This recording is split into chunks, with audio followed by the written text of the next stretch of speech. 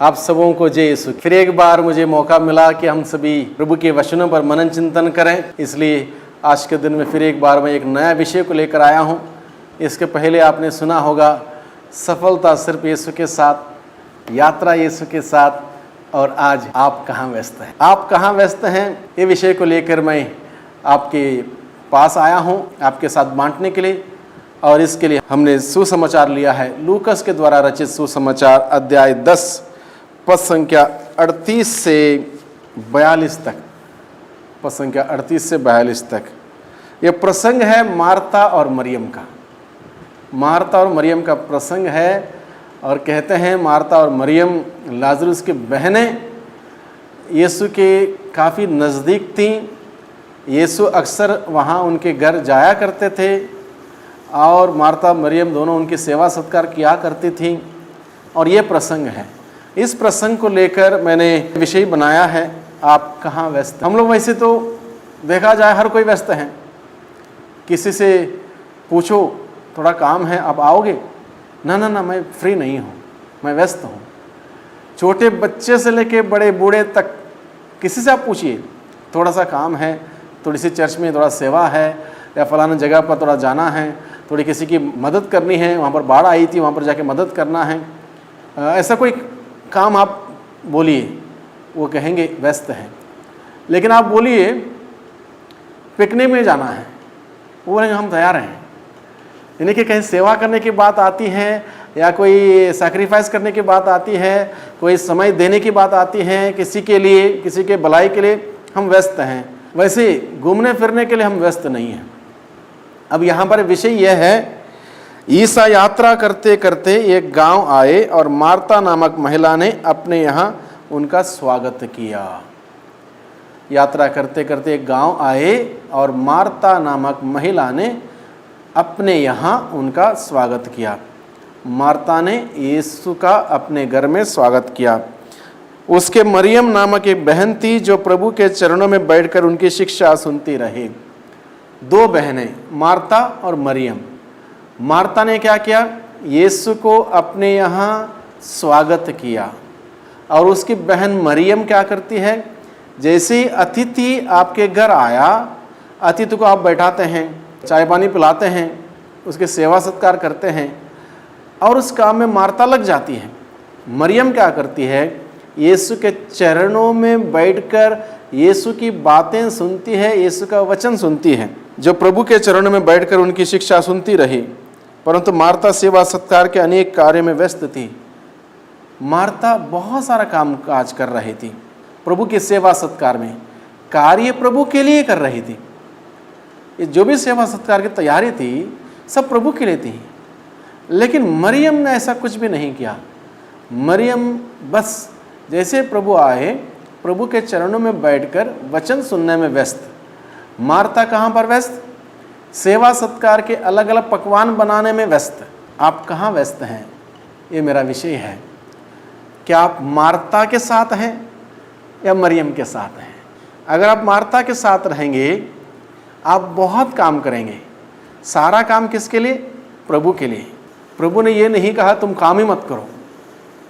प्रभु ने कहा एकमात्र बात की जरूरत है। जैसे इस प्रसंग हम पढ़ेंगे, परंतु मार्ता सेवा सत्कार के अनेक कार्य में व्यस्त थी। उसने पास आकर कहा, प्रभु क्या आप यह ठीक समझते हैं कि मेरी बहन ने सेवा सत्कार का पूरा भार मुझ पर ही छोड़ दिया है? उससे कहिए कि वह मेरी सहायता करें। प्रभु ने उसे उत्तर दिया, मार्था मार्था, तुम बहुत सी बातों के विषय में चिंतित और व्यस्त हो, फिर भी एक ही बात की आवश्यकता है। प्रभु ने कहा एकमात्र बात की आवश्यकता है। तुम बहुत सी बातों में चिंतित और व्यस्त हो, मार्ता से कहा।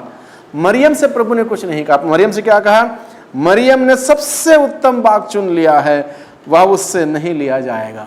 मरियम की तारीफ हुई, मार्ता की बुराई नहीं हुई। लेकिन मार्ता को सुझाव यह दिया गया एकमात्र बात की आवश्यकता है, यानी कि बाकी कुछ भी आवश्यक नहीं है। आप लोगों ने ट्रकों के पीछे, बस के पीछे, टेम्पो के पीछे ये लिखा हुआ देखा होगा। क्या लिखा हुआ, work is worship. Work is worship नहीं हो सकता है, वो तो अभी है। जैसे हम उत्पत्ति ग्रंथ अगर हम पढ़ेंगे, आदम और हव्वा को खून पसीने की मेहनत तब करनी पड़ी, आदम और हव्वा को पसीना बहाना तब पड़ा जब उन्होंने पाप किया। पाप का नतीजे के रूप में उनको पसीना बहाना पड़ा, कठोर परिश्रम करना पड़ा। उसके पहले उनका काम क्या था? उसके पहले उनका काम था ईश्वर के सानिध्य में रहना, ईश्वर के उपस्थिति में रहना, उपस्थिति में जीना। ये काम उनका था, यानी कि वर्शिप इज वर्क। ये था पहले, शुरुआत में क्या था? वर्शिप इज वर्क, यानी कि आराधना ही कार्य है, यह था। लेकिन वो कार्य जो करना था मनुष्य को, मनुष्य ने नहीं किया, गलती की, नतीजे के रूप में कार्य आराधना हो गया, यानी कि वर्क इज वर्शिप हो गया, बदल गया। इसलिए अभी हम लोग क्या करते हैं, बहुत सारे लोग आज के दिन में मार्ता के भांति व्यस्त, बहुत सारे कामकाज, रात दिन सुबह शाम काम में व्यस्त, मार्ता के भांति। लेकिन प्रभु हमसे कहता है एक चीज़ की आवश्यकता है। प्रभु ने ये नहीं कहा कि तुम सारा कामकाज बंद करो, एक चीज़ की आवश्यकता है। वो एक चीज़ क्या है?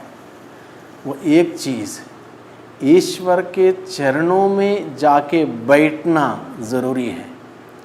आप मान लो 8 घंटे काम करते हो, वो एक चीज़ आपके जीवन में मिसिंग है, आवश्यक चीज़ मिसिंग है, तो आपके 8 घंटे के काम के बाद आपको बहुत थकावट होगी, बहुत दिक्कत होगी, परेशानी होगी, बहुत आप परेशान हो सकते हैं।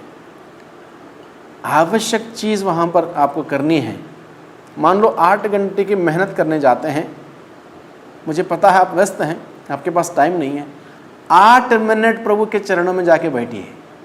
8 मिनट, 1 घंटे के लिए 1 मिनट, 8 मिनट आप प्रभु के चरणों में जाके बैठिए। आपका 8 घंटा इतना अच्छा निकलेगा, खुशियों से भरा रहेगा, आशीषों से भरा रहेगा।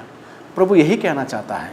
मरियम ने उत्तम भाग चुन लिया, वो उससे नहीं लिया जाएगा। मार्ता व्यस्त थी बहुत सारे पकवान बनाने में। प्रभु ने कहा एक चीज़ आवश्यक है, उस चीज़ को आपने मिस कर दिया। इसका दूसरा अर्थ ये भी हो सकता है, ईश्वरीय अनुभव की आवश्यकता। आज के दिन में हम सबों के पास हर प्रकार की जानकारी है। किसी बात में अगर आपके पास जानकारी नहीं है, आपका दोस्त गूगल है, गूगल सारी जानकारी आपको देगा। हर प्रकार की जानकारी आपको गूगल देगा। एक बटन दबाने की जरूरत है, सारी जानकारी आपके सामने आ गई। गूगल आपको स्वर्ग जाने के बारे में नहीं बताएगा, स्वर्गीय जीवन के बारे में नहीं बताएगा, अपने दुश्मनों को कैसे माफ करना है वो बात नहीं बताएगा, आप दुख संकट में हैं वहां से कैसे बाहर निकलना है ये बात नहीं बताएगा, आपको झूठ बोलने की आदत है, सच बोलने का तरीका कैसा है और कैसे आप सच बोल सकते हैं नहीं बताएगा। बहुत सारे धार्मिक मूल्यों के बारे में गूगल चुप रहेगा। इसलिए हम ये ना समझेंगे हमारे पास सब कुछ है, सारी जानकारी है। जानकारी पर्याप्त नहीं है, ईश्वरीय अनुभव की जरूरत है। ईश्वरीय अनुभव रहेगा हम बहुत आगे बढ़ पाएंगे। ईश्वरीय अनुभव नहीं रहेगा हम कहीं ना कहीं अटक जाएंगे और रुक जाएंगे, आगे बढ़ने में हम हिचकिचाएंगे। और यही बात शायद हुई थी उस नवयुवक के साथ जिसने अनंत जीवन के बारे में बचपन में सोचा था, इसलिए सारे नियमों का पालन किया था और प्रभु के पास आके बोलता है भले गुरु अनंत जीवन प्राप्त करने के लिए मुझे और क्या करना होगा। और प्रभु यीशु ने कहा तुम नियमों को जानते उसका पालन करो बस। जब उसने कहा मैं नियम का पालन बचपन से करते आया हूं, कोई नियम का उल्लंघन नहीं किया, और मुझे क्या करना बताइए। प्रभु ने उसको ध्यानपूर्वक देखा और उससे कहा तुम में एक बात की कमी है। वो एक बात की कमी क्या थी?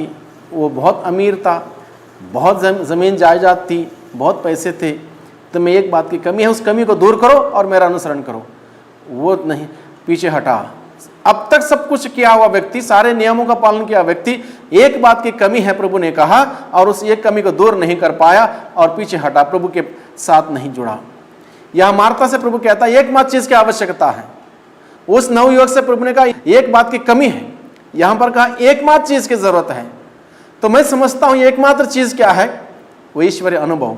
अगर उस नौजवान के पास ईश्वरीय अनुभव होता कि प्रभु के पास आने से क्या होगा, सब कुछ वो अमीरी, उस जमीन जायदाद को गरीबों को बांट के प्रभु के पास आने से क्या हो सकता, इस बात का अनुभव होता, वह नौजवान व्यक्ति पीछे नहीं हटता। यानी कि केवल हमारी जानकारी पर्याप्त नहीं है, अनुभव जरूर है, प्रभु यीशु का अनुभव जरूरी है, ईश्वरीय अनुभव की जरूरत है। ईश्वरीय अनुभव होता वह नौजवान व्यक्ति जिसने बचपन से सारे नियमों का पालन किया था, वह व्यक्ति यीशु के कहने पर कार्य करता, सब कुछ छोड़ देता, गरीबों को बांटता, यीशु का अनुसरण करता, जिंदगी में सफल होता, हमेशा खुश रहता। बाइबल कहता है वो उदास होकर चला गया। जब प्रभु ने कहा एक बात की कमी है, वो उदास होकर चला गया। यह मार्था से प्रभु कहता है एकमात्र चीज की आवश्यकता है, वो है ईश्वरीय अनुभव। और ईश्वरीय अनुभव यूं ही नहीं मिलेगा, गूगल के द्वारा नहीं मिलेगा। केवल आप सुबह शाम आप प्रार्थना करो, बाइबल पढ़ो, नहीं मिलेगा। आपको प्रभु के चरणों में जाके बैठना होगा। मरियम ने क्या किया, प्रभु के चरणों में जाकर बैठ गई। प्रभु के चरणों में जाके बैठना होगा, तब जाके प्रभु का वचन सुनना होगा, प्रभु से बातें करनी होगी, यानी कि प्रार्थना करना होगा, प्रभु की आराधना करनी होगी। इस प्रकार से प्रभु के साथ वह घनिष्ठ रिश्ता बनाए रखना होगा, तब जाके आपको ईश्वरीय अनुभव होगा। और वह ईश्वरीय अनुभव बहुत ही ज़रूरी है। यही बात प्रभु ने मार्था से कहा, एकमात्र चीज़ की आवश्यकता है, जो कि मरियम ने उत्तम भाग चुन लिया, अब उसको ईश्वरीय अनुभव प्राप्त होगा। और उस युवक से प्रभु ने कहा तुम्हें एक बात की कमी है, उस एक कमी को पूरा करो, यानी कि सभी अमीरी को हटाओ, गरीबों को बांटो, तब आओ ईश्वर को अनुभव करना हो, सबसे दूर हो जाओ, इन सभी बातों से दूर हो जाओ। लेकिन उन सभी बातों से दूर होना नहीं चाहता था। इसलिए प्रभु हम सबों से कहता है, आज के दिन में पूछता है तुम कहाँ व्यस्त हो। मार्था के साथ बहुत सारे काम काज करते हुए या मरियम के साथ ईश्वर के चरणों में बैठते हुए कहाँ व्यस्त हो। पुरस्कार उसी के अनुसार मिलेगा। काम हम सभी करते हैं, मेहनत हम सभी करते हैं, सबों को मेहनत करना है, सबों को काम करना है, लेकिन वो आवश्यक बात हम ना बोलें जो प्रभु यीशु कहता है। वो आवश्यक बात क्या है, ईश्वर के चरणों में जाके बैठना बहुत ही ज़रूरी है। बच्चे, अगर आप स्कूल जा रहे हो, आप प्रभु के चरणों में जाके बैठिए। 5.5 घंटे या 6.5 घंटे आप स्कूल में रहते हैं, 5 मिनट आप सुबह उठ के ईश्वर के चरणों में जाके बैठिए, आपकी पढ़ाई बहुत अच्छी रहेगी। आपको बुद्धि, ज्ञान, प्रज्ञा, विवेक सब कुछ मिलेगा। जो कुछ पढ़ाया जाएगा आपको समझ में आएगा। अगर आप ऑफिस जाते हो, काम करते हो 8 घंटे, 8 मिनट प्रभु के चरणों में जाके बैठिए, आपके काम में कितनी तरक्की होगी, प्रभु की आशीष रहेगी, स्वास्थ्य अच्छा रहेगा, खुशियाँ रहेंगी। अगर आप किसी भी काम काज में व्यस्त हो, आप कम से कम थोड़ा समय प्रभु के चरणों में बिताइए। आवश्यक बात को मत भूलिए। प्रभु यीशु ने कहा रोटी मनुष्य को ज़रूरी है, लेकिन रोटी सब कुछ नहीं है। ईश्वर के मुख से निकलने वाले शब्द ज़रूरी है। और उस ज़रूरी चीज़ को अगर इंसान टुकरा दे, उसके जीवन में गड़बड़ी हो सकती है। तो हम सभी देख रहे हैं आज के दिन में बच्चों के जीवन में गड़बड़ी। क्या गड़बड़ी? बच्चे कक्षा 1 से ही, मेरे ख्याल से कई जगह पर देखा मैंने, ट्यूशन में जाते हैं ताकि पूरे के पूरे 99% 100 मिलते नहीं हैं, आजकल मिलने भी लगे शायद, ताकि बेहतर से बेहतर रिजल्ट आ जाए। 100%, 95%, 98% रिजल्ट आए, अच्छी बात है। हर जगह हमने देखा। जाइए ट्यूशन में जाइए, खूब तरक्की कीजिए। लेकिन मैंने क्या देखा इन बच्चों में, जैसे ही उनका 12th हुआ, कॉलेज जाने लग गए या कोई डिप्लोमा करने लग गए, कोई कोर्स करने लग गए, उसके बाद आप दूर से खड़े होकर देखिए उनके जीवन को बड़े ध्यान से। कहीं बार मुझे ये प्रतीत हुआ ये पढ़े लिखे है ही नहीं। जिस प्रकार से आप यूनिवर्सिटी के सामने, बड़े कॉलेज के सामने, कॉलेज के गेट के सामने जाके देखिए, खड़े हो जाइए, जिस प्रकार का व्यवहार, जिस प्रकार का पहनावा, जिस प्रकार का रहना सहना, उठना बैठना, जाना आना, बातचीत करना, ऐसा प्रतीत होता है ये पढ़े लिखे है ही नहीं। कहाँ गए वो संस्कार? जब तक प्रभु के चरणों में नहीं बैठेंगे, वो मूल्य, प्रभु के सिद्धांत, प्रभु की बातें, प्रभु की आदतें, प्रभु की सोच, प्रभु के विचार नहीं आएंगे। गूगल में व्यस्त रहेंगे, मोबाइल में व्यस्त रहेंगे, व्हाट्सएप में व्यस्त रहेंगे, उन सारी बातों को सीखेंगे। जो आवश्यक है छूट जाएगा, आवश्यक नहीं मिलेगा, जीवन में संतुलन नहीं रहेगा। इसलिए भाइयों बहनों, मेरा सवाल है, आप कहाँ व्यस्त हैं? अगर आप फोन में व्यस्त रहिए, लेकिन प्रभु को टाइम दीजिए। अगर आप अपने पढ़ाई में व्यस्त हैं, अच्छी बात है, पढ़ाई में रहिए, प्रभु को भी टाइम दीजिए। कामकाज में व्यस्त हैं, अच्छी बात है, रहिए कामकाज में, प्रभु को भी टाइम दीजिए। साबत के दिन का पवित्र रखिए, अपने व्यक्तिगत प्रार्थना के लिए समय निकालिए। घर परिवार में अगर एक साथ घर परिवार शांति से, प्यार से आगे बढ़ना है, शाम को परिवार एक साथ बैठने के लिए समय निकालिए। आवश्यक है वो, आवश्यक बातों को मत भूलिए। जो कुछ भी आवश्यक है उसको मत टुकराइए। परिवार को एक साथ बैठ के प्रार्थना करना आवश्यक है। परिवार को कम से कम एक बार एक साथ बैठ के भोजन करना भी आवश्यक है। ये आवश्यक बातों को मत भूलिए। आवश्यक बातों को भूलेंगे, परिवार में प्यार नहीं रहेगा। सभी परिवार के 5 सदस्य हैं, 5 मोबाइल में व्यस्त रहेंगे, वहाँ पर प्यार नहीं रहेगा। एक साथ भोजन करने से, एक साथ प्रार्थना करने से प्यार बढ़ेगा। ये आवश्यक है। इसलिए प्रभु कहता है, एक चीज़ की आवश्यकता है, तुमने बहुत कुछ हासिल किया है, बहुत कुछ कमाया है, लेकिन महत्वपूर्ण बात, आवश्यक बात को अनदेखा कर दी तो जिंदगी में, व्यक्तिगत जीवन में, पारिवारिक जीवन में कमियां आ सकती हैं। इसलिए इस बात को लेकर चलिए। आप कहाँ व्यस्त हैं? सारी व्यस्तता के बावजूद प्रभु के साथ अगर आप व्यस्त नहीं हैं, आप जितना व्यस्त रहेंगे उसमें आपको फ़ायदा नहीं होगा। कुछ समय के लिए क्षणभंगुर फायदा जरूर होगा, लेकिन बहुत लंबे जीवन के साथ अगर आप विचार करेंगे फायदा नहीं होगा, क्योंकि प्रभु के बगैर आपकी व्यस्तता सब बेकार है। इसलिए वही प्रभु हम सबों को मरियम के भांति प्रभु के चरणों में जाकर बैठने की विशेष कृपा दें, ताकि हम सभी हर दिन प्रभु के चरणों में जाकर बैठें, प्रभु से बातें करें, प्रभु से प्रार्थना करें, प्रभु को धन्यवाद दें, प्रभु की स्तुति करें, प्रभु की आराधना करें, प्रभु की महिमा करें।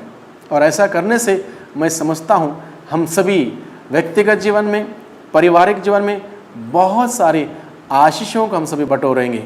और इसी प्रकार से हम आगे बढ़ेंगे तो निश्चित रूप से हम हर कोई व्यक्ति तरक्की करेंगे, सफल होंगे, खूब कामयाब हो जाएंगे। वही प्रभु हम सबों को आशीष दें।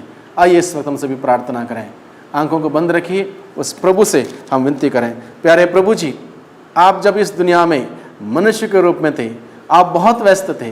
दिन भर वचन सुनाते हुए, चिन्ह चमत्कारों को प्रकट करते हुए, रोगियों को चंगा करते हुए, अवधूतों को निकालते हुए आप व्यस्त थे। लेकिन आपने अपने व्यस्तता के बीच में समय निकाला, अपने अब्बा पिता के चरणों में जाके बैठने के लिए, अब्बा पिता से बातचीत करने के लिए। रात भर आप कहीं बार प्रार्थना में लीन रहे। जितना काम आपका बढ़ जाता था उतना आप अपने प्रार्थना में समय बढ़ाते थे। इस प्रकार से आपने हम सबों को सिखाया है। जिस प्रकार से हम काम में व्यस्त हो जाते हैं, वैसे ही प्रार्थना में हम सबों को व्यस्त होना जरूरी है। आपके चरण में बैठना जरूरी है, पिता परमेश्वर के सानिध्य में जाना जरूरी है। आपने हम सबों को सिखाया है। आप हम सबों को यही कृपा दीजिए ताकि हम सभी आपके जीवन का अनुसरण करते हुए, आपका जीवन का इमिटेशन करते हुए हम सभी अपने जीवन में सफल हो सकें। दुआ करते हैं उद्धारकर्ता यीशु मसीह के नाम से, आमीन। वही प्रभु आप सबों को आशीष दे, पिता, पुत्र और पवित्र आत्मा के नाम पर, आमीन।